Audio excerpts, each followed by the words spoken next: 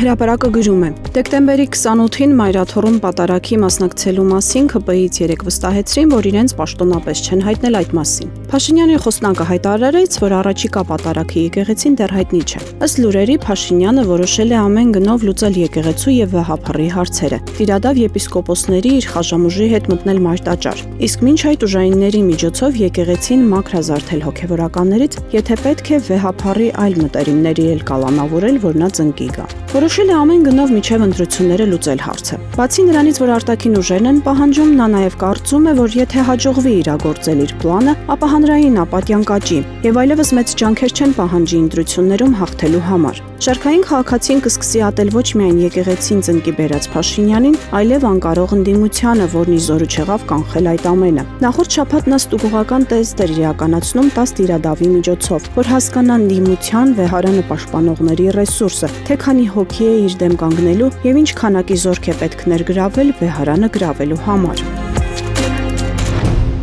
Փաստը գրում է. Նիկոլ Փաշինյանը ԵԱՏՄ բարձրագույն խորհրդի նիստում ունեցած ելույթում բուռն շնորհակալություն է հայտնել Իլհամ Ալիևին, իր սիրելի կիրթ ու կառուցողական հայատյացին, այն նույն Ալիևին, որի հետ կարելի ասել համատեղ ուժերով Արցախցի հայերին տնազուրկ ու բնազուրկ են արել, հայրենազրկել։ Չնայած եթե Փաշինյանի ու ՔՊԱ-ականների համար Արցախը բեռ էր ու վզիթ հոգ, ապա տրամաբանություն կա։ Ալիևի միջոցով նրանք ազատվել են պարանից ու հիմա ուրախ բացականչում են, թե Արցախը տվեցին ու ինքնիշխանություն ձեռք բերեցին։ Դե պարտությամբ հպարտացողներից ուրիշ ինչ սպասել։ Ում է Փաշինյանը շնորհակալ ու երախտապարտ։ Այն նույն Ալիևին, որ մեր 5000 լուսավոր տղաների գլուխը կերավ։ Հրապարակը գրում է. Պաշտպանության նախարարությունում տարեվերջյան պարգևատրումները նոր մեթոդով են անելու։ Կառավարությունն առաջին անգամ գործի է դրել պիլոտային ծրագիր, որի համաձայն ՊՆ քաղաքական, հայեցողական եւ քաղցրայության պաշտոններ զբաղեցողները պարգևավճարներ կստանան 2025 թվականի առաջին կիսամյակի համար սահմանված առաջնահերթությունների կատարողականի արդյունքներով։ Ըստ այդմ 4 միլիոն 800 հազարական դրամ կստանան նախարարի 3 տեղակալները, 2 միլիոն 600 հազարական դրամ նախարարի 2 խորհրդականները, վարչությունների պետերը, մամուլի քարտուղարը, քարտուղարության պետը, ռազմաբժշկական փորձաքննական կենտրոնի պետն ու եւս մի քանի հոգի։ Միայն այս խմբի պարգևավճարի ընդհանուր գումարը կկազմի 146 միլիոն 296 հազար դրամ։ Նրանցից քիչ պակաս կստանան վարչության պետերի տեղակալներն ու բաժինների պետերը, մոտ 50 հոգի 1 միլիոն 200 հազարական դրամով։ Քաղցրայողները կպարգևատրվեն 62-ից 145 հազար դրամով։ Թուլափայ են տալիս, որ ձեններս դուրս չգա, բայց չեն հասկանում, սրանով ավելի են վիրավորում։ Պահումներն էլ հանած 50-ից 90 հազար հազիվ ստանանք, դժգոհել է թերթի աղբյուրը։ Բացի պարգևավճարը նախարարության ծառայողները մեկ դրույքաչափ էլ 13-րդ աշխատավարձ կստանան, 600-ից 700 հազար դրամ։ Խոպան են եկել, ոտը ոտներին գցած միլիոններ են ստանում, բանակի բերնից կտրում իրենց գրպանն են լցնում։ Թե ինչ է կատարվում սահմանին, ինչ վիճակում են դիրքերը, իրենց հետաքրքիր չէ։ Միլիոնների պարգևավճարը ՊՆ-ում համարում են նախընտրական շրջանի օրինականացված ընտրակաշարք։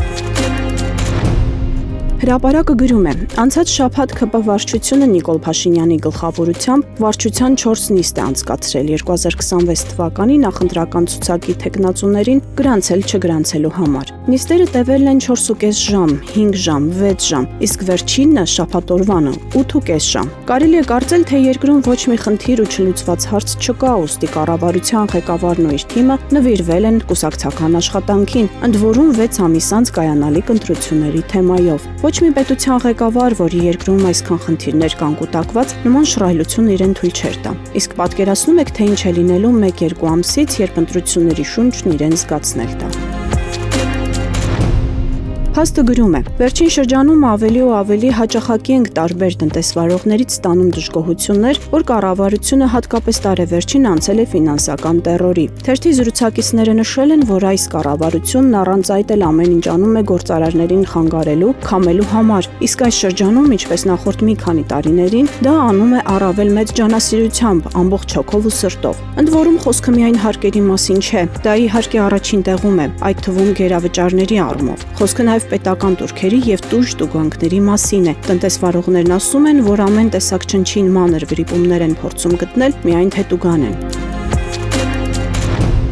Ժողովուրդը գրում է. այսօր դեկտեմբերի 23-ին Երևանի ավագանին անցկացնում է Երևան քաղաքի ավագանու 5-րդ նստաշրջանի 4-րդ տարեվերջյան նիստը, որի ընթացքում ավագանին կընդունի տեղական վճարների 2026 թվականի դրույքաչափերը։ 2023 թվականի տարեվերջին ընդունված Երևանի ավագանու որոշմամբ քաղաքը բաժանվեց երկու գոտու՝ A և B։ Կարմիր գծերի A գոտում կայանման 1 տարվա գինը նախկին 12,000 դրամի փոխարեն սահմանվեց 160,000 դրամ, իսկ B գոտում 24,000 դրամ։ Շեշտակիտ հանգացան նաև 1 ժամվա, շաբաթվա, ամսվա կայանման վճարները։ Օրինակ, նախկինում 1 ժամվա վճարի գումարը 100 դրամ էր, իսկ 2024 թվականի հունվարի 1-ից A գոտու համար սահմանվեց 300 դրամ, իսկ B գոտու համար 200 դրամ։ Այժմ ստացվում է այնպես, որ եթե այսօր ավագանին քվեարկի եւ կրկին հաստատի տեղական վճարների դրույքաչափերը, ապա նախագիծը կրկին անվավեր կլինի, բայց գործող։ Իսկ եթե նիստում քվորում չապահովվի, ապա հնարավոր է նախագիծը կյանքի չկոչվի։